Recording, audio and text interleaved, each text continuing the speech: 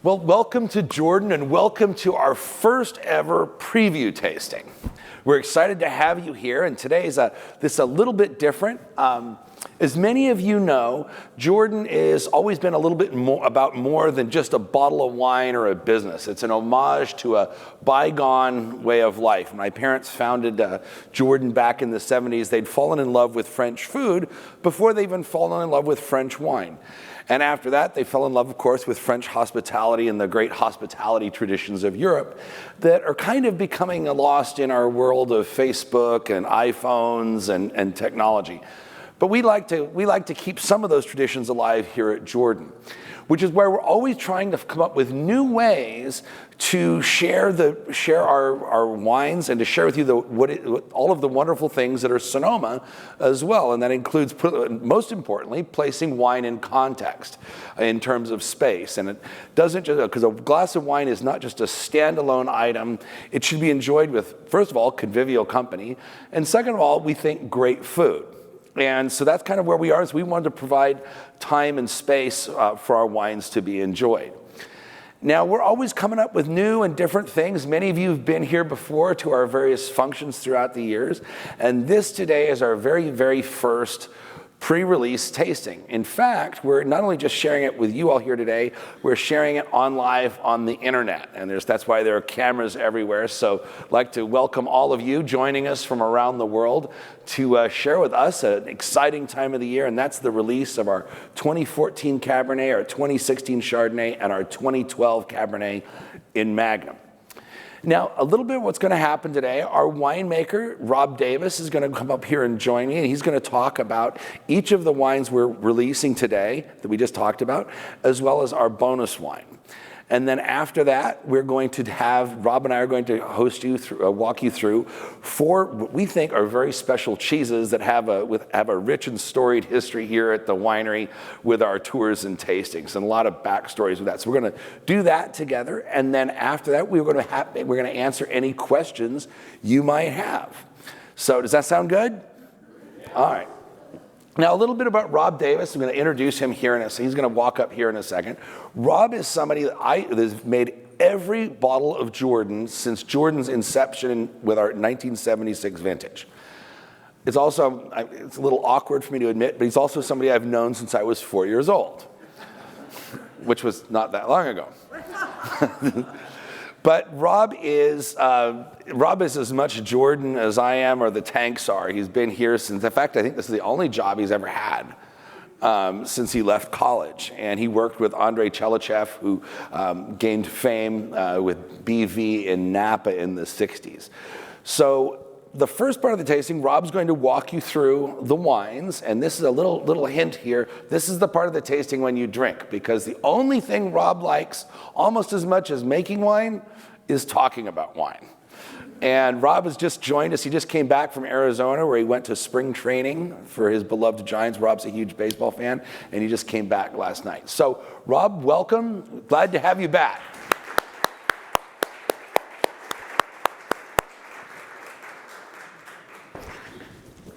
All right. Welcome all. I want you all to do one thing right now. Take the 2 glasses of your wine, the Chardonnays, and go. That's the exercise, all right? The big, deep breath. And you don't want him having you do this, because that's how I got in the business. I was going to be a doctor. I grew up in Sacramento, and UC Davis had a great pre-med program. One of my friends here today is one of my roommates. This is a complete surprise, but so he can kind of verify this if you know him, Scott Taylor and his wife Vivian. But I was going to be a doctor since I was, I think, 3 years old or something. It was just a matter of what my specialty was going to be. Davis had a great pre-med program, and when I went there, you never really choose your, the only way you could choose which roommate you could have is fill out this kind of complicated multiple choice thing, and then bingo, you get the perfect roommate. And one of the roommates that Scott and I shared, all the thing I wanted to do was not have somebody that was a cigarette smoker, because I had asthma and I was a distance runner. And all I can tell you about this roommate is he didn't smoke cigarettes. But one of the things he did do is, among other things, he really enjoyed wine. And so when one of my administrator, in charge of administration for Davis when she found out that I was studying a freshman at Davis, and she said, well, you better study hard because only 1 of 4 ever move on. They had a very high attrition rate for their reason why, because they didn't have room for you. So when I'm seeing my roommate and he's doing just what I asked you to do, and he's kind of smelling, tasting, and then, then he didn't spit out either, and then I said, what the heck are you doing? You got to be studying hard to be able to make it to be a sophomore even. And he goes, well, I'm studying to be a winemaker. And I had no idea. So I started taking the classes, and I started doing more what you're doing. Going, this is really fun. And then the people that were part of the students, there were about 300 of us starting out. And by the time I graduated, there were 16. So that also with a high attrition rate, because there wasn't that much difference between the study between pre-med, because there was 4 years of chemistry, physics, microbiology, biochemistry. The only difference is that those who were studying to be a winemaker got to be doing what you're doing here today, smelling and tasting and learning the craft and enjoying the craft. So I am really excited about these wines because they're new releases, and it's just kind of like the birth of a new baby. You want to hold it, caress it, and it always smells good. And so the ones I want to talk to you about today are these new releases, but I wanted, hope you didn't mind because it wasn't part of the program, but I asked if we could add the current release we have now, because we always use those as reference points. And the reference points, because one of the things that Jordan has noted is for the continuity. So when we're putting together the blends right now, what you see in barrel right now are 2016 Cabernet. And we're getting to come out of that. Then we'll do the blend. We'll probably do a little egg white finding, but put the balance. But when we finally create the last, what I call sculpturing decisions, we bring the previous year, the 2015 in this case, and compare that to some of the decisions we make before we bottle it. So it's very important to have these previous wines as a reference point to the new releases. And I think you'll see, some of the symmetry that they share, some of the continuity they share, and maybe still have some of the vintage expressions that show the differences. And that's, I think, the fun of it. Each vintage, one of the questions I get asked about, so which vintage does this remind you of? Every one is different. They're all unique in their own way. But once we do some of the craft decisions, they do share that, what I call that Jordan thread. So as John explained, his parents were very much Francophiles, Tom and Sally Jordan. And in fact, when I first started here, I was fresh off of dorm food. And all of a sudden I see this French chef come in that Tom had hired outside of Paris, and was to cook for him. And then I had this amazing dish called beef bourguignon. I was like, wow. And then when I started tasting the wines, I saw how they well compared. And from the very beginning, the Jordans wanted to promote not just wine, but food, because they're inseparable. And I think this is, to get on my soapbox just for half a minute here, but this is one of the problems when you're doing just big tastings where you're rating wines of 300 wines at a time. It's impossible to be able to have the same kind of sensitivities and discerning palate for every single wine, which is not really our consumption habits. Our consumption habits are what we're doing now. We have cheese, we have wine, to compare those, and the foods really bring out a lot of the characteristics, the wine and the same. That's what we define as gastronomy. It's so important how we enjoy wine. So this is why I think we wanted to set this thing up. French inspired, and I say that French inspired because I had the privilege, really the great privilege, of working with 18 years with the great master Andrei Tchelchev, who was born in 1901 in Moscow. His father was a judge on the imperial court. Andrei, at 16 years old, was carrying a rifle as a commander of his troop. He lost everything. He lost his family, he lost his house. In fact, he was shot, and some Cossack came along and threw him on a horse and survived, and ended up at the Pasteur Institute, working there after many years. In 1938, which was 5 years after the repeal of Prohibition, he came to start working at Beaulieu. And I think this is and I'm not trying to sell Beaulieu wine here, but I will say I'm so blessed the fact that Georges Latour had the foresight to be able to hire Andrei, who had this great French palate, this great European palate, and Hinmer's, not just to make a great wine for California and for Beaulieu, but really to help the California wine industry, which was so ruined. So anyway, that was Andrei, this great European palate coming to California, and then hired by Tom Jordan to help craft the wines here. And that was my mentor. That was my inspiration. This French inspiration for the Jordans, and also the palate inspiration and the wine vision that Andrei Chelchev had. So all these wines have this imprint of inspiration of France. So these two wines, grab them up, the 15 and the 16, hold them up to you and start to smell them. And try to note the differences you see. Do you see these wines as sharing a lot more similarities, or do you see a lot of the differences? I'm going to grab mine too. You probably think that I drink these wines all the time.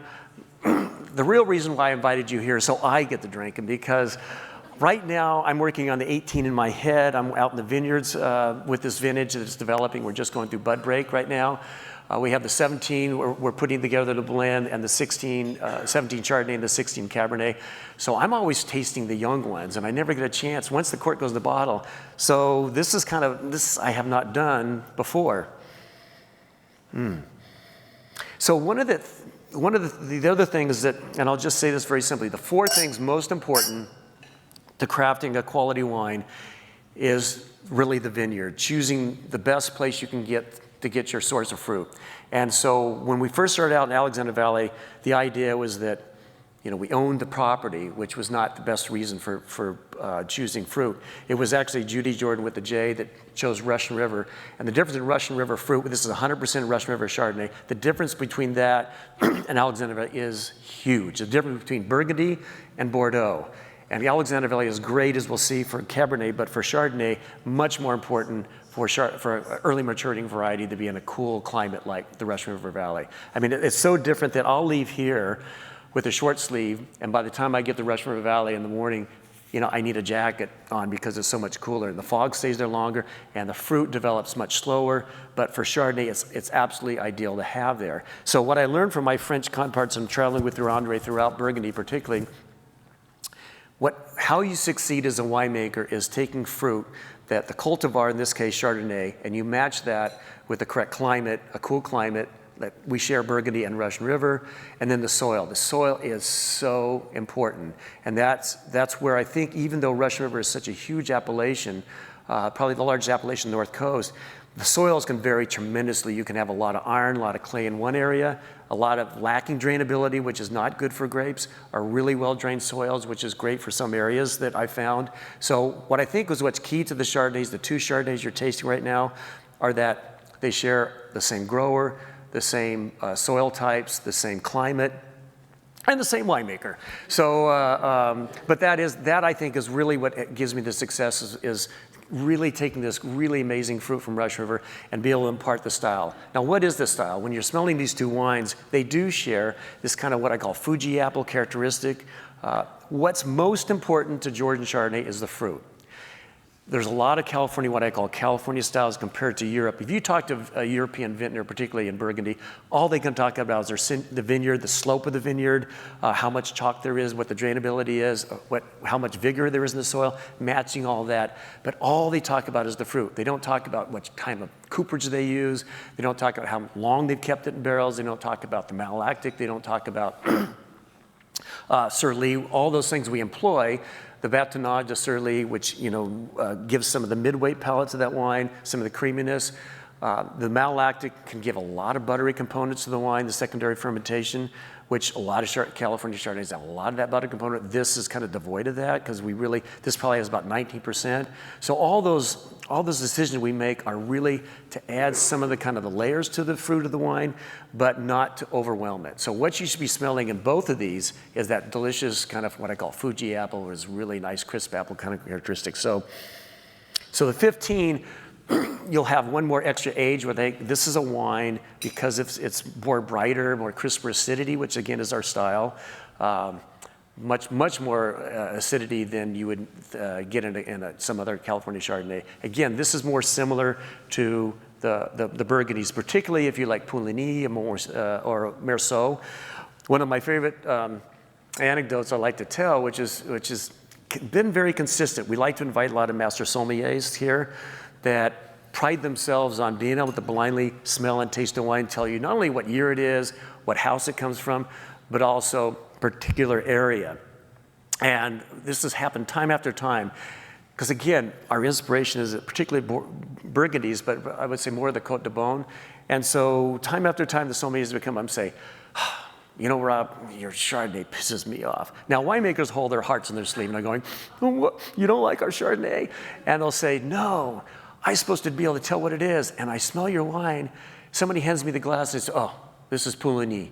And I thought, and then I found out it's a Jordan. And I go, that's exactly what we're trying to do. So I guess the point is, if you don't like, if you like a big, buttery, oaky Chardonnay, then I think you're not going to be happy with the Jordan. If you like something that just, where the flavors, the aromas, and the elegance of the wine just goes on and on in your mouth. And I think the finish is so important, where it's just kind of this layer upon it lays on the back. And then you kind of, like, minutes later come back and it's still there, and you're kind of licking your lips. That's what we're trying to do with our Chardonnays. So hope you enjoy the 15. I think the 16 is very more similar. You couldn't have different years. 15 is much cooler. 16 had a lot more sunshine, warmer little characteristics. Still, even in Russia, it was a cool vintage for both, but 15 is a little bit cooler. But I think you'll find more similarities than you do differences. So cheers for you. Hope you enjoy them. Start licking. I want to hear some lip smacking going on there. So this is a fun time. So enjoy. But yeah, oohs and ahs. I mean, at Davis, when we took a year in sensory evaluation where we learned all these descriptors like methoxypyrazines and mono and ethyl diethyl-mercaptans and all these hydrogen, all these different organic compounds. But when I smell a wine, I go, oh wow, this is really good. Or, this smells great, or this has, you know, apple aromas, or the way my mentor, Andrei Chelchev, who used, in particular cases, much more romantic descriptors that I certainly didn't learn at Davis. And I said, Andrei, you know what, do you think we're going on the right path with the Chardonnay, trying to emulate Burgundy? And he says, what do you mean, doctor? He called me doctor. He says, what do you mean, doctor? And I said, well, how would you rate this? What kind of smells did you get out of this? And he goes, and now you have to think about Dr. Zhivago when Geraldine Chaplin comes off this train, and she's wearing this fur, and she embraces Omar Sharif, and you know, they're married or not, but they're just great love affair, great story. And Andre, in fact, he said he cried every time he sees that movie, and he goes, Rub, this Chardonnay, it smells like the breast of a young woman in winter wrapped in fur. You know, and I went, wow, they didn't teach me that at Davis, but hope you enjoy that. All righty, so let's move on. So we got, oh boy, now we're moving on to some delicious Cabernet. So we got, I think, one of the best vintages, and I will say, I truly believe, I think one of the best vintages. We had 12, which I told John when he comes by the hopper, and what you want as a winemaker is in a great year is you want to have uniformity within the cluster, you want uniformity of maturity in vine to vine, you want uniformity in the whole block. Rarely does that happen, but 12, it happened, and every time a grape truck would show up and dump a load of grapes, and I would be dumping them when I'd smell the hopper, and I go, oh my God, this one is amazing. This is our best fruit that we got today. And then all of a sudden, next day we come in, we get more fruit, and day after day, and I looked at John, and I said, this doesn't happen. This literally never has happened to Jordan, to have a vintage like this in 12, to have so much fruit intensity. And I define the Cabernet intensity in terms of maturity.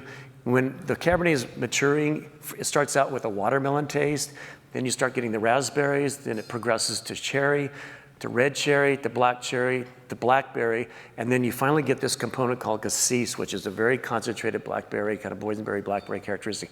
Rarely does that happen, but 12 is very consistent. So I told John, I said, I think this is, I don't think we'll ever get another vintage like this. And then 13 came along that you have in your, and so grab your 13 and 14 as I talk about these wines, start smelling them, because even though the 12's not here, well, it is here, it's the next one, but the 13 and 14 were some of the best back-to-back vintages. The 12, 13, and 14, I gotta tell you, the best 3 vintages I've ever seen in my lifetime, all consecutive. So, and I think what this validates kind of the direction we've taken since John Jordan came along in 2005. You know, Mr. Jordan, John Jordan, I still call him Mr. Jordan, Tom Jordan, his dad, always felt that owning, controlling your own estate was the most important thing because he looked at the Premier Grand Crus. That was our benchmark for Cabernet. He wanted to produce a wine, in fact, of the Premier Grand Crus we tasted, Petrus, Cheval Blanc, Haut-Brion, Mouton, Margaux, Lafite, and Latour. It was Lafite that he liked the most because I think that's the most fruit forward, and he loves the fruit of Cabernet. But it was always the first gross, and every single one of them owned and controlled their own vineyard. So estate was most important to him. So we owned and controlled our own estate, but I don't think it was the best piece of ground. Like I said, you want to match the correct cultivar, in this case now Cabernet and Merlot, with the right soil, with the right climate. Well, the cultivar, I think, was the right selection. We had Merlot, Cabernet Brent for the first part. Now these have Petit Verdot and a little bit of Cabernet Franc and a very tiny bit of Malbec as the blend. Bordeaux varieties, that was correct. Alexander Valley is really ideal. Nice warm climate, develop a late maturing variety like all these. And then it was the husbandry. Well, we were very good farmers. What was lacking is the right soil. And when I was telling this to John when he came on in 2005, I said we could either make the best Cabernet from our own vineyard or make truly a really great Cabernet that can compete with the great wines of the world, but particularly Bordeaux. And the latter is, of course, what he wanted to do. So it's taken year after year after year of my choosing of different sites, and again, getting particularly the soil types that would match. I think in my experience of traveling throughout, almost every year I go to France, and particularly I love going to Bordeaux, but I have a very good knowledge base of what works well there. I was seeing some blocks within this area locale of Alexander Valley, and then a little bit of Mendocino, and then over at one particular one in Dry Creek that's just fabulous. But that's what we're trying to achieve, is these kind of wines that you're smelling and tasting here. Just this incredible, incredible amount of intensity of blackberry fruit character. But what comes with this is a lot of tannin. And you get these different families of tannin. Tannins are not necessarily a flavor, it's not a taste, it's a feel, it's a structure that you feel. It's expression where the proteins in your mouth are kind of really reacting very strongly to the tannins, trying to neutralize those. Jordan is known for elegance, known for balance. Certainly, I think the thing I've learned best from Wander, working with him all those years, is trying to achieve a wine of balance, because those, from beginning to end, are the best expressions you can have, the best enjoyment of wine I think you can have. Instead of singular components that try to take the lead, we want to have everything in balance. So the 13, as 12 as much as I like it, the 13 actually has a little more intensity to it. So when you compare that, now compare it to the 14, because actually these two vintages share, from the growing season, a lot more similarities than they do differences. Very, very warm, but without truly one of the things I fear the most is heat spikes, where you'll get temperatures well up over 100 where the vine shuts down because it can't respire, it can't transpire during that tremendous heat and doesn't work. And then therefore you're not getting maturation.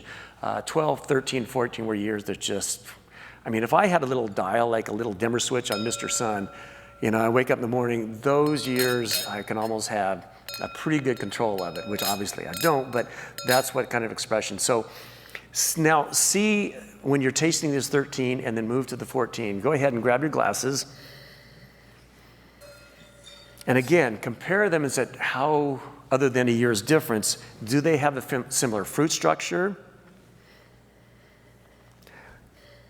And then do they have what in the palate, do they have a similar kind of balance to the wine? Is the fruit still lively in the palate? And then I think this is the most important part, this is the most important attribute.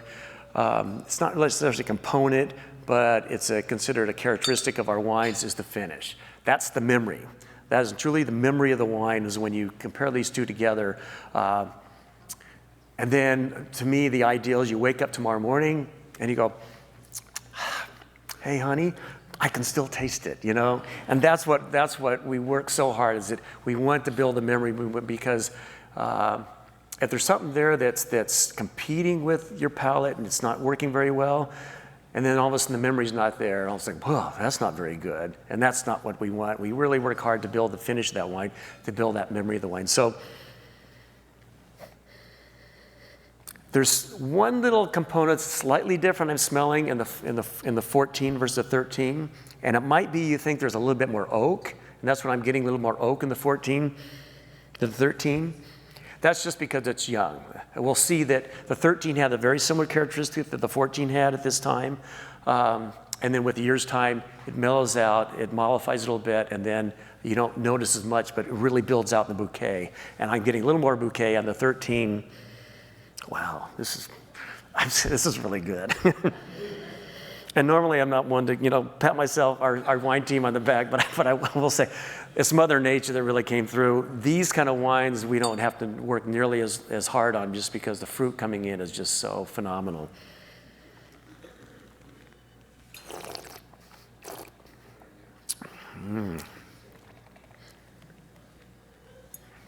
I can't wait to hear the questions you have on these wines, but there's something that's a little bit more in the 14. As our fruit dimensions were changing, I was saying, as we continue to develop better and better growers and better fruit sourcing. And I'll just repeat that again over and over, because when I go see my Bordeaux friends, and particularly Bordeaux, but also when I see my friends in Burgundy, we don't talk much about what goes on in the cellar. And we did 7 weeks of batonnage where we stirred the lees because it was so good, or the Malak that this year was so good, or we used a certain yeast for the fermentation. We almost always talk about the grapes, our fruit sourcing. This year the vineyard expressed its, this certain characteristics this year, and then all of a sudden we got hail, or we didn't get hail, or we got rain, or we didn't get rain. All these different things we discuss, but it's all vineyard based. And so, again, when I look, all I can do is just smile when I'm smelling these wines, because it really is just basically mirrors the quality of the growing season we had in both these years. But both of these are truly, if you look at wine even as an investment, and I'll tell a little story about Andre's cellar, which I think is funny, but if you're looking down the road in terms of, okay, God, these really are nice. And if you're like me, you're probably gonna be drinking most of these up in the young, but a lot of my friends buy these and they'll have a cellar and they'll age them for quite a while. When I go to Tom Jordan's house, I'll be walking, he'll instruct me to go downstairs to grab a wine and make sure it's not older than 10 years. I know, Mr. Jordan, you like your wines on the younger side. And then I'll have some of my friends come over, and I call them friends, but they'll run down the cellar. And I learned this when I was in college, because my professor, I said, I'd like to see your cellar. And I said, yeah, I'd love to, I'll show it to you. So I went to see it, and he says, now grab a bottle of wine. I said, well, I just wanted to see it. And he goes, nobody wants to see a cellar. They want to drink the cellar. And he goes, everybody wants to come by. I think it's very important for my students that they come here, they have to take a bottle of wine with them. Well, then you look and you see quite a range of the ages, and you don't want to embarrass yourself and think, I really want that one. So I started doing this with my friends.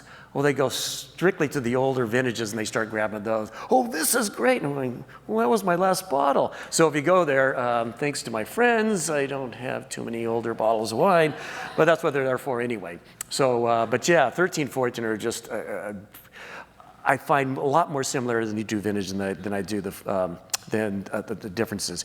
We did start using a little bit more French oak, and now we first started at Jordan with 1976 vintage. It was half American, half French, and now we're 100% French, just because it works so much better with the fruit.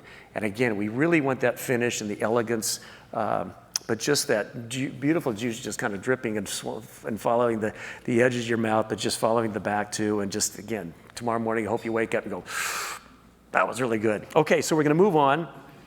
Brevity is not my strong point, but I'm gonna do my best here. So the last two wines are gonna go for the 12, the delicious, incredible 12.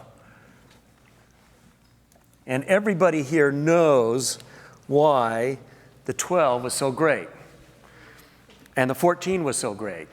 13 was almost great, but 12, 14 were phenomenal. Anybody? Yes, you, there, the shirt. Giants won the World Series, both those years. That's it. Without the Giants winning the World Series, it cannot be a vintage year. So Bruce Bochy came up here in 16. I said, okay, 16 is a great year. Bruce, you're on. You got it. And they almost got there. But anyway, 12, 14 were amazing years.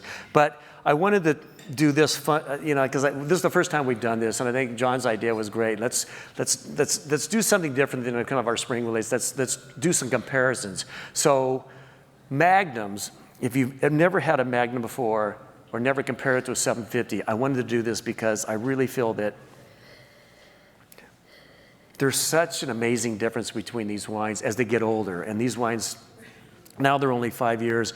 Another 5 years, the differences will become even more apparent. But my first experience of tasting a Magnum, we were did a tasting, not quite as many people here, but we were in the dining room and we went through vertical, and then we're going to go sit for dinner, and the sommelier said, "Do you want to sample the wine?" I said, "Yeah, sure." So I grabbed the glass and went, "Whoa, wow, whose wine is this?" And they said, "Rob's, it's Jordan wine." I go, No, I know Jordan wine. This is not Jordan wine." He goes, "Well, the only difference is the Magnum." I said, "Can't make that much difference." So there's a group called the Sonoma County Wine Tap Group that we get together once a month, and I was doing the presentation, so what I would do is what we call a difference test, where there's 3 wines, 2 are the same, 1 different, and they're all blind, and you have to tell which one's the same. You have to pair those. And so I had 1 was a Magnum and 2 was the 750s. Almost over 90% of the winemakers and vintners there got it correct, but they all thought there were different wines. And I said, no, one's a Magnum, one's a 750. It's the same wine, we bottle it at the same time, it's just a different size bottle. Same cork, just different size bottle. And they do age very differently. And I think the Magnums are great for investing. I had the pleasure of getting a large bottle format for my daughter when she was born. And this thing, unfortunately, your cellar, it sticks out a little bit farther, so I kept tripping off this for year after year after year. Finally, at her high school graduation, I said, "Honey, can we drink this big bottle now?" No, I want it to be a really special occasion. Well, then she graduated from college, still didn't want it. Then she got her master's, then she got her PhD, still didn't want it. And I said, "Well, when can we?" I'm really tired of tripping over this thing all these years. And finally, when she got married, we popped it open. And I was really nervous because it was a toasting wine. And so I said, "We got to open this the day before. I'm going to want to make sure the cork's in good shape and all that." So I popped it open. I put my nose and went, I knew what the vintage smelled like before in the 750. It had, that was nice, but nothing in comparison to the big bottle format. It just blew me away. And we're all there, and we're passing this sample glass around. I was just crying because it was so beautiful. So that's what Magnums can do, and it's something that we don't make very many of. But you're a special guest, and we really want to offer just so you now can compare the difference. You probably think right now that 12 is a phenomenal vintage, and now you get to taste the 12 and the 13 and the 14. And now you can tell I tested Jordan's 3 best wines, I think, that the winemaker thinks that they've ever made. It's just really great years. But the 12 and the Magnum, 750 and Magnum, the 750 will show very well for the first 7 years, and then all of a sudden the Magnum will start taking over. And I guess next time you come back, when John invites you all, maybe we'll have like a 10-year difference, where we can compare. But anyway, we'll finish strongly on this. John's going to come up. We're going to now move on to cheeses. And John, you're up. Thank you, Rob. Well, that was interesting. When I told you, Rob can tell a story. Rob makes it's more than just about the wine. It's about the process and its history. Well, come on back up here, Rob. Right. Let's do some cheeses. All right. Now, as you may have heard over the years, we really believe in food and wine. So much of the enjoyment of wine, especially in the 90s and 2000s, has become about wine being a standalone beverage and judged as such. We don't agree at Jordan. We actually think that wine should be enjoyed with food, and our wines are designed to complement foods, not necessarily to be the biggest wine in a tasting of 50. And that's why our house style emphasizes restraint. And as Rob pointed out, we're moved almost entirely now to 100% French oak. Mm-hmm. And the 2014 Cabernet represents the highest percentage of new French oak that we've ever had, because we believe in restraint and letting the fruit letting the terroir do the speaking. And sometimes you can have too much is too much in the cellar. And that's one of the changes that have gone on here at Jordan that we are so excited about.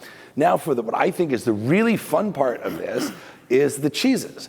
And many of you may have been on our tours and tastings, and we have a lot of internal debate about which cheese is best and which style of cheese is best. And so maybe you can help us sort it all out. So we have a rich history with the cheeses. You should hear some of the staff discussions about this. It's a lot of fun. Well, the first cheese we're going to have today is actually the only one that is sheep's milk. And it is made in the Pecorino style. And you may notice that it's a little salty. And it's a cheese that we've had pretty much, we have a rich history with here at Jordan.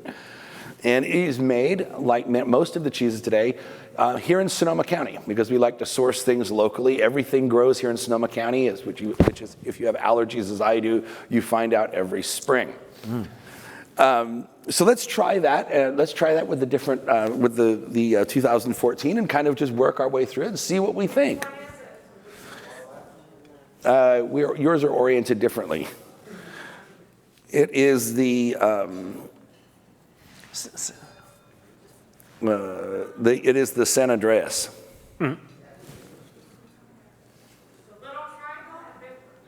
It's on the left. On the left. You're from left to right, see, we're from top to bottom. So, sorry about that. Is there? They're not identified there at all. Oh yeah. So we'll yeah, John will. Yeah, we have the San Andreas, the first one on your left.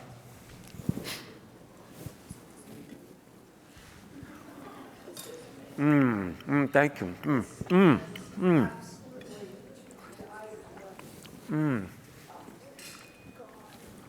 By the way, John doesn't say he likes cheese, he loves cheese. So he's in his element right now. We had a little incident while you're enjoying this, a little amusing anecdote where want to try it with all of them. If you want. And, it's about what you like best. So the younger ones, like the Chardonnay, the 15 has more age to it. And all of them, at least component-wise, if I put this into a lab, the Chardonnay, alcohol is about the same, the acidity is about the same, pH is about the same, but the younger one, 16, will have more dimension of fruit, just because it's more youthful. The 15, a little more aged bouquet. And so far be it from us to tell you which one is right for you, but those structurally and particularly fruit, how well that fruit will go well. As you get into the Cabernets, particularly as the cheese structures change, and particularly why the protein works so well in the tannins, but then you want to focus on in terms of how much fruit that works well with the certain cheeses you have, because that will be expressed differently. And then the aged one, you'll have a 12. Perhaps a certain cheese that we have here works better on an aged wine than it does a younger wine. So I'm going to leave it up to John to talk about the cheeses. Mine's gone.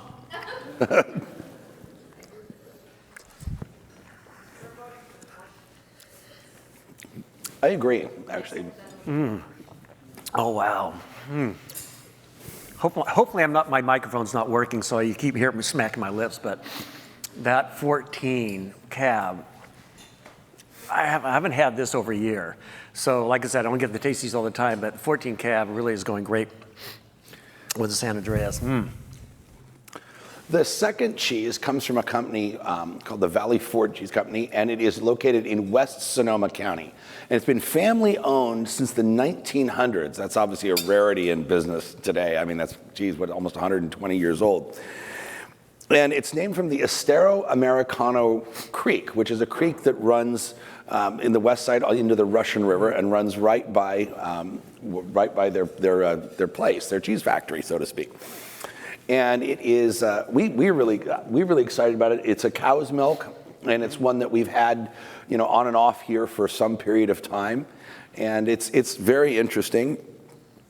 And like I said, when you just think of a business that's been in a family for 120 years, it kind of makes it taste a little better.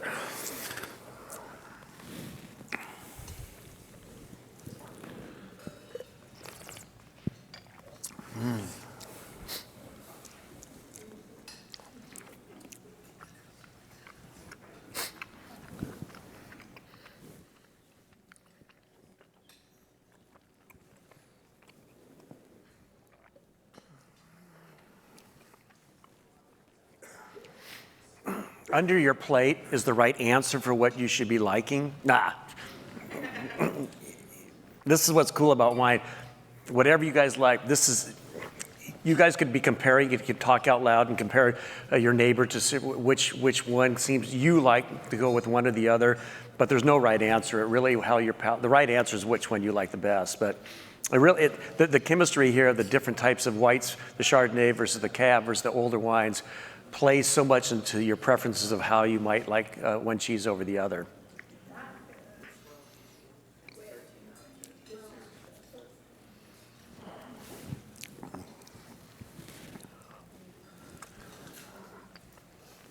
Mm.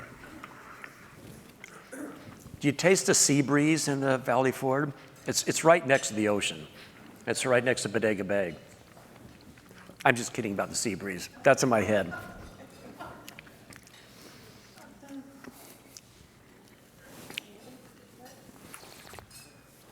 Mm.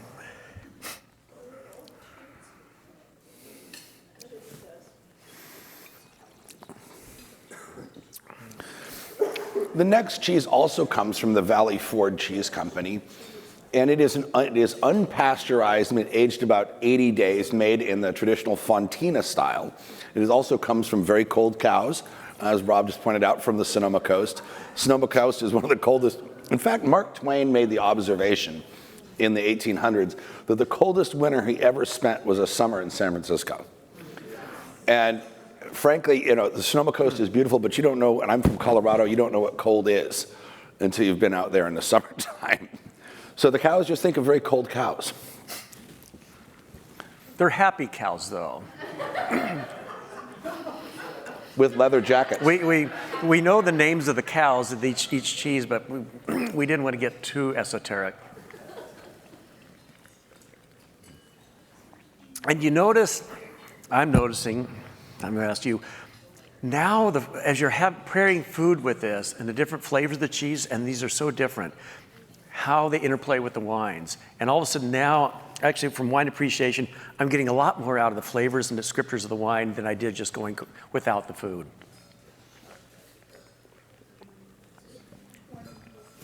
Mm.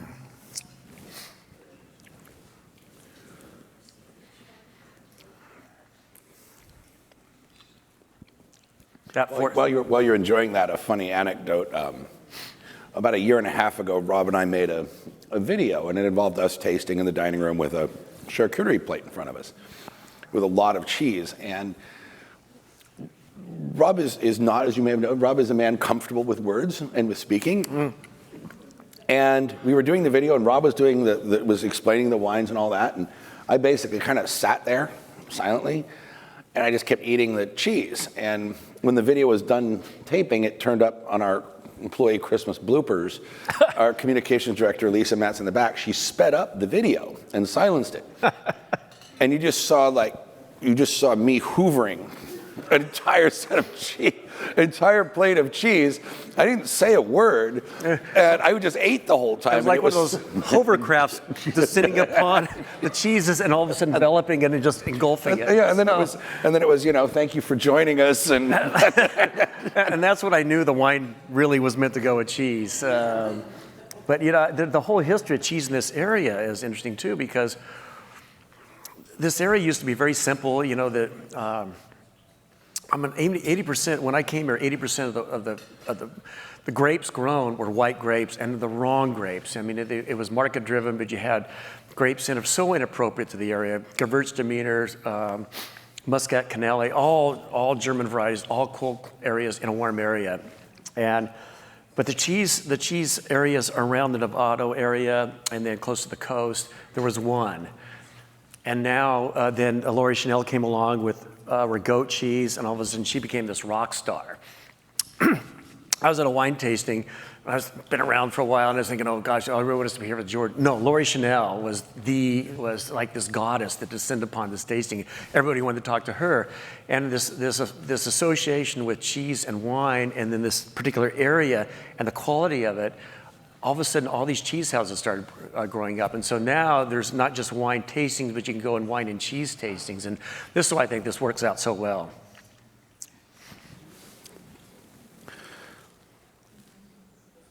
And I'm actually going to be honest and forthright and deviate from what I was supposed to say about this last cheese. It's actually my favorite. And we have a rich history with this cheese. It was a cheese that we used in the very beginning when we launched our current tour and tasting format, and then it kind of went away. Now it's coming back in a big way.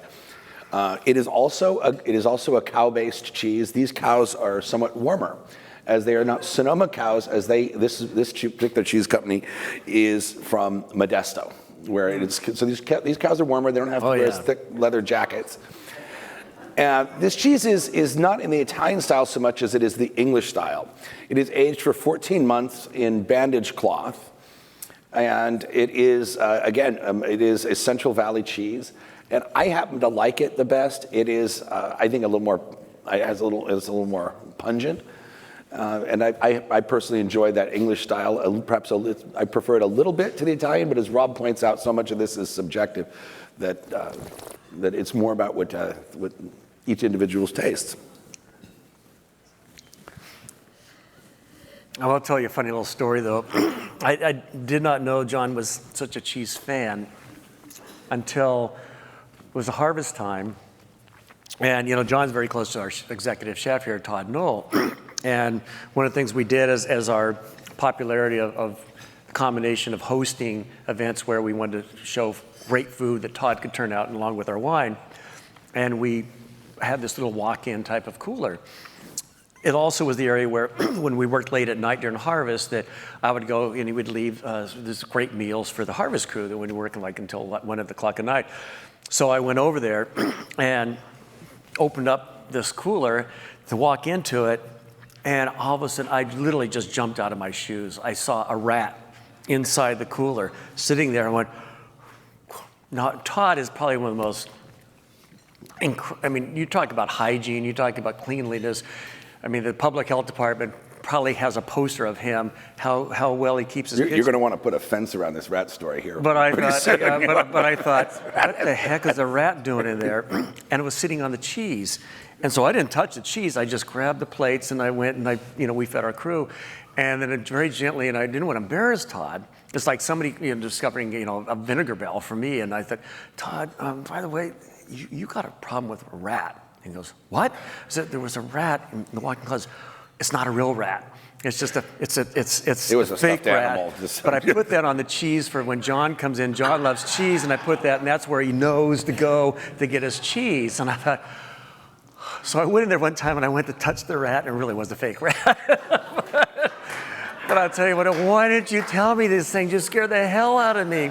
I don't like rats, so, but it was a fake rat. And nobody likes him in the refrigerator. And, but this particular stuffed rat also has a rich history at Jordan. He has a name, Miguel. Oh my God, I know it had a name. so many times I'm asked, I'm at the winery, I come to work in the morning, and I have other jobs and other businesses too, but I'm here. And people ask me, well, what do you do for lunch? And I finally, finally admitted my parents, well, what I do for lunch is, I graze the tour and tasting food. So basically, my lunches consist of grazing in the kitchen, little run-bys, every hour and a half, little see what's there. And the cheeses have always been my favorite. And so I consider myself something of a connoisseur. Day in and day out, when you eat something, you develop certain deeply held preferences. Fun, right? Well, this is the part of the program where we open ourselves up to Q&A. And we look forward to questions from our guests here at the winery, as well as from those joining us virtually from around the world. Here is your chance to ask any question you want, anything you may want to know about Jordan, the people that work here, their habits. Oh, so we got a microphone that Claire, an ex-volleyball champion, state champion, so she's quick on her feet. Well, what is the last cheese? The last cheese? The Fiscalini bandage. The last cheese. It's a Fiscalini. Is this made from happy cows or ugly cows? All cows in California are happy cows. But those are the warm cows that live in Modesto. Those are the ones that get a little hot in the summer. It's called a Fiscaline. Fiscaline cheddar. It's a cheddar. Well, then what's the one before it called? The Highway 1. You went really quick. Okay. Oh, are we a cheese behind? Yeah, so I'll just do this. So the first one is a Bellwether Farms. I got the cheat sheet here. San Andreas, that's the first one. The second one is the Valley Ford cheese. Estero Gold is what it's called, Estero Gold. Because there's an Estero, literally. Yes, that's the cold one. Those are the cold cows. Those are the cold cows that John said. All the cows are cold except for the last one. Yes. Yeah, and they're all the first three are from very similar areas right close to the coast. And then the last one, Modesto, which is, you've seen This is from the Modesto? the last one. More an English cheese kind of. Well, it's made in that English style. It's a Fiscalini, but it's made in that English bandage cloth. Third to the last one was. The highway 1, Yeah, and that's made from the that's Valley also Ford. Valley Ford, yeah. Yeah, and that's made in the Fontina style, and it's aged for about 80 days. But that's also from Valley Ford. The number 2 and 3 are from Valley Ford. Very great with this one. Isn't that a rock star? That is just. There's a great wine descriptor. I'm not sure where I learned this, but it aims for the fences and clears it easily. Some baseball friend of mine told me that. Yes. Claire? And if those of you need to have the question repeated, we'll repeat it. So you mentioned that there's different percentages in each wine, right? That you have Cab Franc and Merlot that you're putting into these wines, these red wines. Yes. So do you know the percentages between each year, and can you tell them? The blends of each one, I have to say on those, there might be a % difference in each one because I know the growers pretty well, and we've kind of got it down to the production is, rarely do you see a Merlot or Petit Verdot or Cabernet Franc or Malbec or any of those Bordeaux varieties where they vary tremendously in production with the growers that we have now. So I would say in general, there's about 76% Cabernet in all these. And then one of the things I absolutely loved, and I remember having a dinner with Madame Linkesing from Pichon Longueville, Comtesse de Lalande, which he took over, and then Pichon Barons right across, shared a similar family, but right across the street. And she says, I needed to separate myself from the rest of Bordeaux. It's a Pauillac, but she says, I really love the way Petit Verdot worked with Cabernet Sauvignon. And I remember her telling me this, but the problem at the time, a lot of the local producers that were growing Petit Verdot, you would plant it, 8 years later, we were pulling it out because there was no clean stock. It all had virus to it. And finally, UC Davis cleaned it up. And we started growing it on the estate, and it became my favorite. And it has this kind of blueberry, velvety, one of my favorite tanks is blueberry, velvety kind of characteristic in the palate that just works so well with the Cabernet. And the Merlot, Merlot averages anywhere between 15 to 17%. And we used to be higher than that, but the Petit Verdot became something that During harvest, absolutely loved. Yeah. One of the fun little lessons that Rob's given me over the years was when we started with the Petit Verdot, and at harvest has become a little bit of a harvest tradition for me, is when the Petit Verdot grapes come in, I'll kind of like go to that tank because you just smell it. And you just overcome with that bright blueberry. And then you go to a Cabernet tank or a Merlot tank, and there's something very special about it. And that's become an important part of our program. But if you come in at harvest time, which we encourage everybody to do, because that's the best time of year to be here, that is a fun thing to do, especially if the Petit Verdot is already in. And what about Liz has a... Did the fires affect you guys at all? John can answer that. Truthfully, Did the fire in last harvest, in Affect October us. 8th, in fact, did affect us? it didn't affect our harvest. The Sonoma County harvest was about a little over 80% in when that happened. So a lot of grapes were not affected. It affected us here at the company because we had about a half dozen people lose their homes. So it affected us as a company, and it affected tourism in Sonoma County. But the one thing all of us in Sonoma County, whether you own a restaurant, a winery, we're all dependent on visitors coming for our livelihoods, is that Sonoma County is the beautiful northern Sonoma County in the wine country is untouched largely.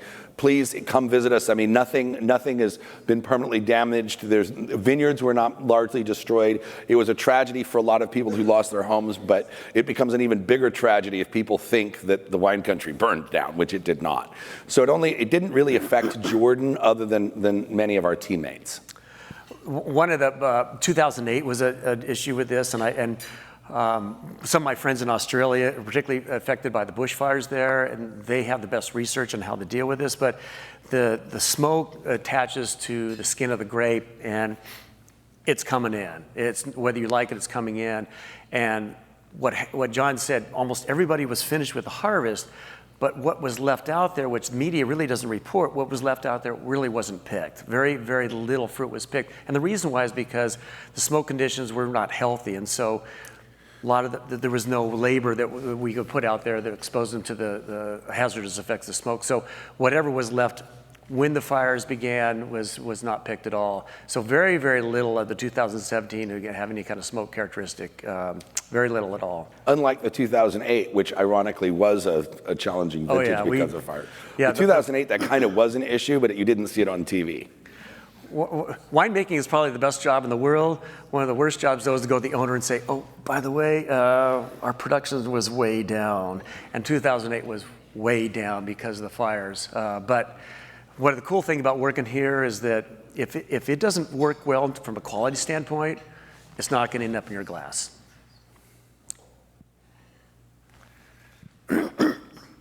Uh-oh. So John's going to answer this question.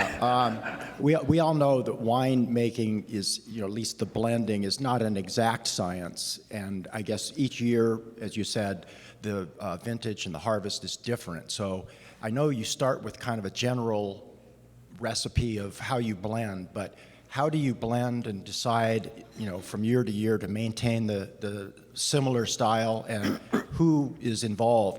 Do you have a panel of tasters who decide, okay, let's do a little more Petit Verdot instead of Merlot? So yeah, it's an artisan question. So the inspiration again is Bordeaux, France. Of course, Bordeaux has a huge range of variations. You have almost all Merlot that's in like a Cheval Blanc. Well, actually, no, that's more Cabernet Franc, but let's say Petrus is almost Merlot, great wine. And then as you go from all the way up through from Graves to Aubryon over to Saint-Julien, then all the way up to Pauillac and Saint-Estèphe, each one changes tremendously in style. So in my head, I have what I call the Jordan paradigm, how we want the fruit to be expressed, how we want the balance to be expressed. So I've already set up a format of growers that are going to give us from year to year a general production that will fit in with, I think will produce the best blend. So it's not quite like a chef making up a sauce where you're looking at tarragon, oregano, and this, and adding it, how it's going to taste that day. We already know what the wine kind of wants, what's the taste like. And like I said, when 12 came along, I thought, John, this is it. I don't think it's getting any better. This is so amazing. And then 13 came along with great intensity. And then 14 came along of equal quality.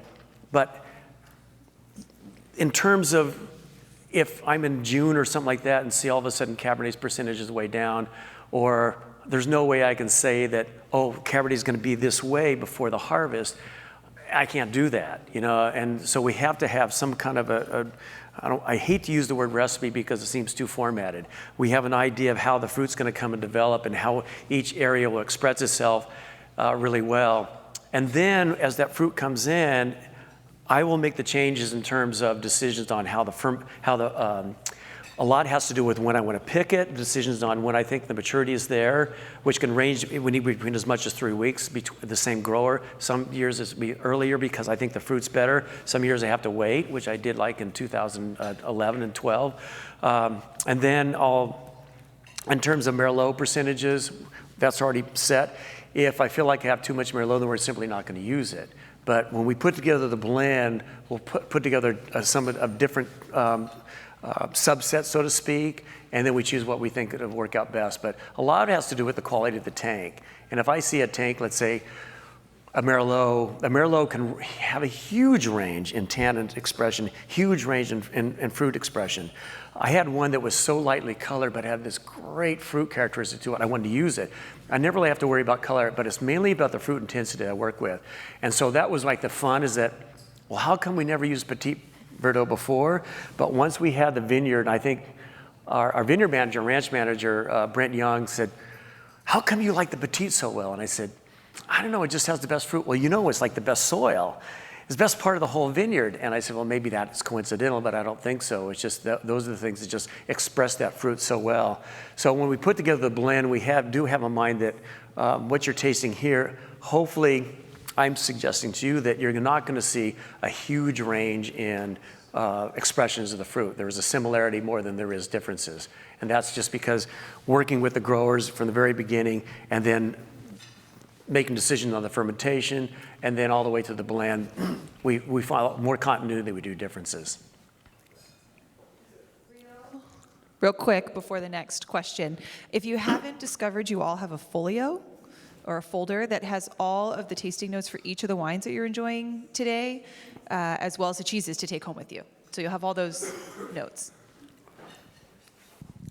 Where do you grow your cab grapes? Are they on site here, or do you grow your Cabernet grapes somewhere else? That's a great question. Where does our Cabernet, and like I mentioned, all the way up to 1994, all our Cabernet was from one singular vineyard in Alexander Valley, almost just about a mile down the road. But like I said, I mentioned before, with meeting John in 2005, and it was one of the most amazing conversations I can remember in the history I had at Jordan is meeting my new boss, and then also the challenges of always wanting to be better, and working with John. I mean, one of the fun things when you from an artistic point of view, when you come out of Davis, you have kind of the basic ABCs of how to make a wine, but really don't have the craft and artistic expression of what we're trying to do here, and that's what we want to do. We want to make a wine that really compares to the great wines of the world, and those, and our benchmark of Bordeaux. So, where's the best Cabernet coming from? Where do you think is going to be the best Cabernet that gives you the best expression of cassis-like fruit? And I say cassis because that is the ultimate expression of fruit intensity. So we have a number of different areas.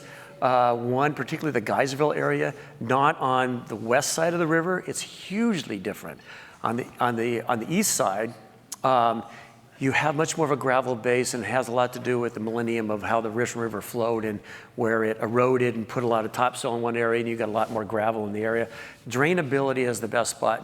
And so if I asked all you, and if I had one morning with all of you to take you out and charge you with, I want you to choose the best vineyard block for me, and I would just give you one piece of advice. We're going to do it on a really rainy day, and all I can say is look for the place that doesn't have puddles on it. And that's where we choose it, because that's where you have drainability. What is so important to a vine through the whole growing season is water availability to the vine at the right moments. You want it early on the growing season, but then you want it to be basically dry farmed as it gets closer, because you want the vine to stress and start focusing on the fruit. And if you have a very deep fertile area, which we have in this area, you're not going to get that varietal expression. So we really, really focused on how Cabernet works so well for this. Now, you might ask, are there Cabernet soils and Merlot soils? The climates can be very similar. There's one area that works well for Merlot, and unfortunately pulled it out to put a winery in, but it had differences in the expression. It was a shallower soil, so you had a little more early maturity. It developed earlier than the Cabernet, which is more deeper soil. And that worked. That's one of the things that were I would say, similarities between what Merlot works well that doesn't work well for Cabernet is the soil depth. Didn't want to get too technical, but I can't help it. Any other questions? Scott. Okay. First, I want to make a little comment about Rob. Don't tell any stories about my childhood. Yeah. No, He's my roommate. I'm his biggest fear, a roommate without Alzheimer's. I'm going to take a 5-minute break here. So when some people get together, we go to parties and we talk about our colleges. Some people talk about their sports teams and some brag on their the number of Nobel laureates on their faculty, or some talk about how rich their alumni are. But when I talk about Davis, I'm bragging on my roomie.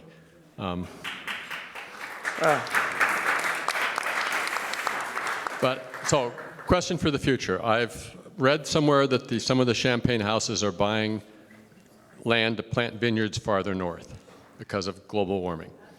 Long term, what do you think you guys are going to need to do to be able to pull in grapes? After last year, so the question about global warming and climate change, I'd love to hear what John says about that first, and then I'll give you my opinion. Well, climate's always changing, and it's changing in ways that we don't really understand. So it's hard to predict. What we can do is control the variables that we can control, and that begins with the terroir. The drainability of the soil, and the chemistry of the soil, and then matching that, of course, to cultivar.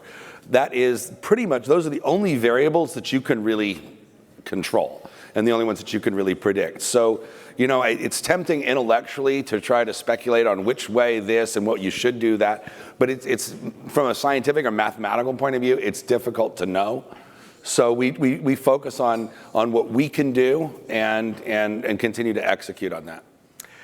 And I would say it's one of the probably number one questions after this last year, 2017, because we've never seen, we had record rains. I mean, Santa Rosa records go back, for rainfall, go up all the way back to 1902, and 2017 hit the record for rainfall. I mean, almost 3 times the amount of normal rain we get, which was great, because we were 5 years of drought. It filled up all of our reservoirs. And in terms of water availability and the water profile that we had, particularly Rush River, everything looked great. And we're going into spring, and I'm thinking, this is exactly what we need to get out of a drought period, because the water table was shrinking, and now all of a sudden it's come back up. So everything, was a problem of too much rain? No, there was no problem at all. In fact, it was a godsend. Well, then what happened, we had amazing heat. We're talking about amazing heat is over 110 degrees, which rarely happens. We chose the Alexander Valley because it's a moderate Mediterranean climate that can get enough heat for it to develop maturity for Cabernet. But we had a lot of heat at Father's Day. We had a heat again at July and 4th, Independence Day, 2 weeks after that. Going into Labor Day weekend, I'm driving to the Chardonnay Russian River at 7 o'clock in the evening to go check on it because we're getting close to harvest. And the Giants are on, turn the game on. And Dwayne Kuiper, a good buddy of mine, is broadcasting. He said, 7:05 first pitch, temperature at AT&T Park is 101 degrees. 101 degrees. My friends in Sonoma Coast, I called them up, said it's over 100 degrees in Bodega Bay. That just doesn't happen. And as John said, we have cycles, but every once in a while, I could say 96 was similar to that. We had almost 5 days at 114 degrees. Not a good year for us. So that's the challenge, is that we had record rain, we had record heat, and then of course we had record fires in 2017. If this became the norm, this is what I worry about. I will say it is a number one topic because after 42 vintages, I've seen a lot of cycles. We had a drought period between 76, 77, then we had a great year in 78 with rain like we did after 97. So 96 was a real aberration. We've had all the 80s, 81, 82, 81, 82 were very cool. 83 was a horrible spring. I mean, I could just go on the years and years where every year has a uniqueness to it. But my friends in Europe are the ones that probably are more alarmed. I had dinner with Veronique Drouin from Burgundy, who said, our wines are developing different character. We're getting more ripe fruit coming. Our acidity, which is kind of our soul of our wine, is disappearing. We need to change the laws to that. So you're adapting. Winemakers, farmers are always adapting to these changes within vintages, but you're looking about long-term cycle. I think the things that I learned from 2017, whether it's global warming changes or not, I mean, you can't help but know that there's a lot of CO2 in the atmosphere. You're going to have effects for that. But to what degree, from a farmer, what can you do to protect what these great wines you're tasting? And I really, truly believe these are probably the greatest vintages Jordan produced. What's in front of you? How can we preserve this? And there's a lot of things tools now that I'm working now with our ranch manager, vineyard manager. This guy wears so many hats, Brent Young. He's so much fun to work with. And I said, so we saw what 2017, I've never, ever seen a year with that much heat. What can we do to protect it in those years where there's such an anomaly? I'm thinking 2018 will be not nearly the way 2017 is, but what we can do. So we're looking at doing, what we need to do is be able to cool the vines in those heat spikes. So we're looking at little misters that we can incorporate into it. But there are tools that we can look toward to protect the aberration years. But then, people said, well, hell, are you worried about the drought? I said, we had drought 12, 13, 14 is the best years we ever had. But there's things that beyond that drought that I think express it in the fruit. So from a winemaking point of view, I'll call up John and go, oh my God, look, we already got bud break. And, well, it's February. What are you going to do? Well, this Mother Nature. And it turned out to be a great year. And now he's going, well, I haven't seen bud break yet. Yeah, I know it's middle of March. And then I went on a run and I said, I saw bud break. The vines are pushing, but not in Chardonnay, not in Petit Verdot. It's pushing in the freaking Cabernet. I mean, so this, the fun is that if you tried it, I remember one winemaker, and he's very well known, he says, I got Chardonnay all figured out.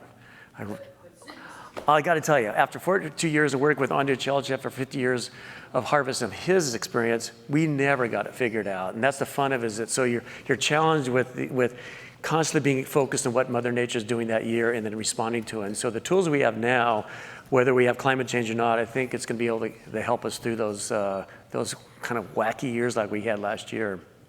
But if you talk to my European friends, just to finish off, they believe. Yes, sir. You're the shy one. In a similar vein, I have some personal questions I'd like to ask you, Rob. No, none. Actually, I will tell you, I've had, I'm not really a good wine producer, but I'm a very good child producer. And so I've had 7 children. And, he's a lawyer, by the way. So from the years of, let's see, it was 1984 through 1994, 10 years. I had 7 kids. I'm not sure how it exactly happened, but during that time, one of the traditions in our family was, largely because of you, not really sure why, but probably John, only because he liked you, I didn't.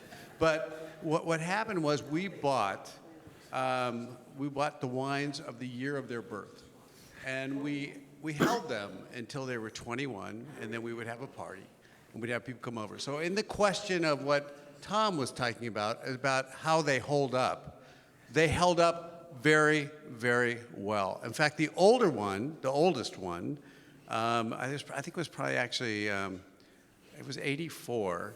It had a beautiful rust color,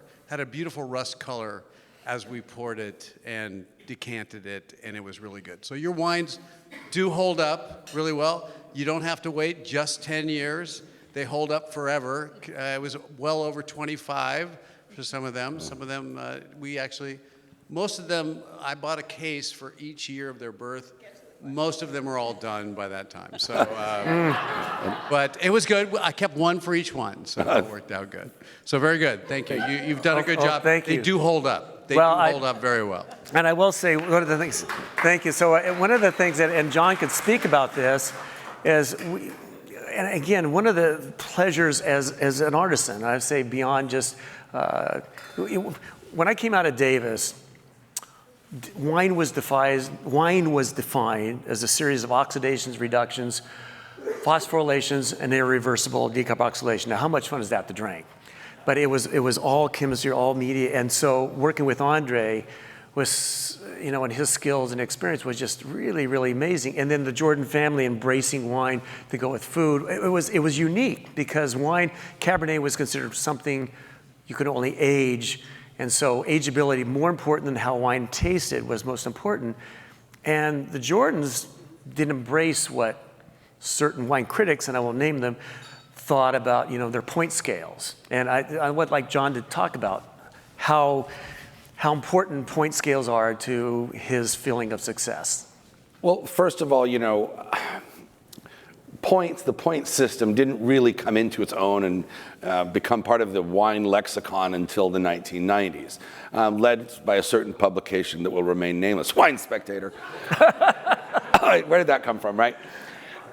I'm a lawyer who is also trained in several quantitative disciplines and pursue a lot of quantitative objective activities in my personal life.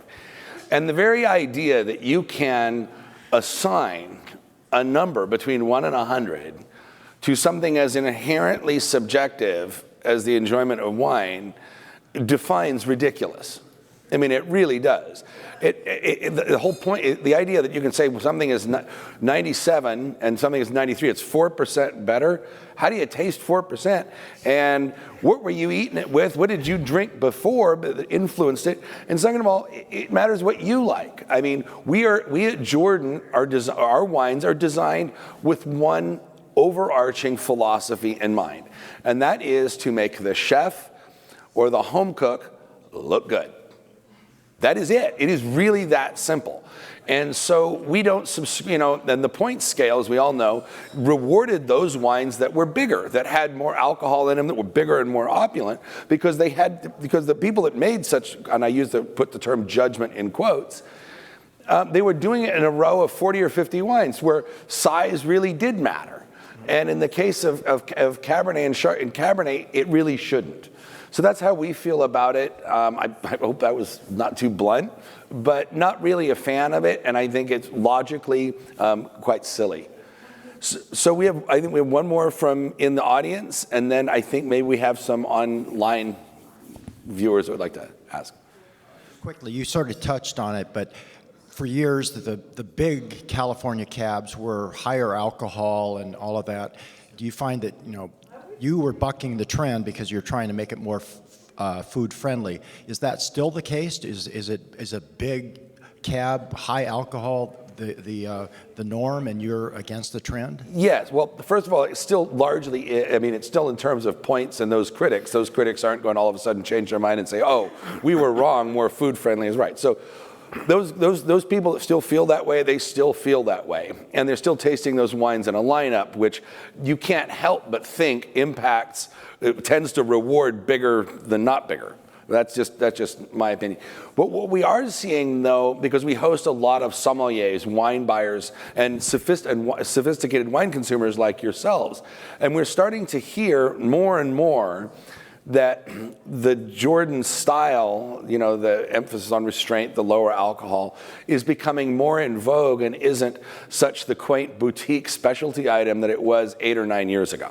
But that is the data on that is entirely anecdotal. So do we have any questions from our online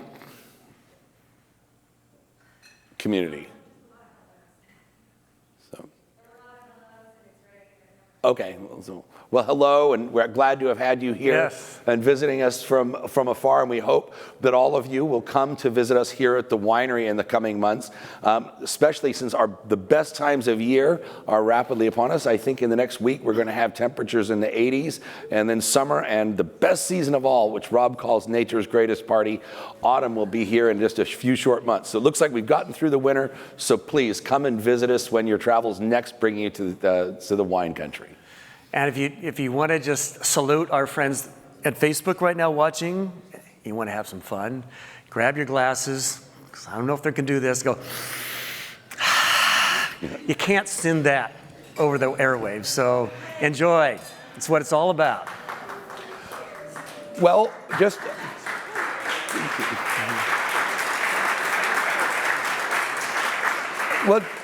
just a couple of items. I know that many, if not nearly all of you, are members of our Estate Rewards program, and many of you have been with us since the beginning.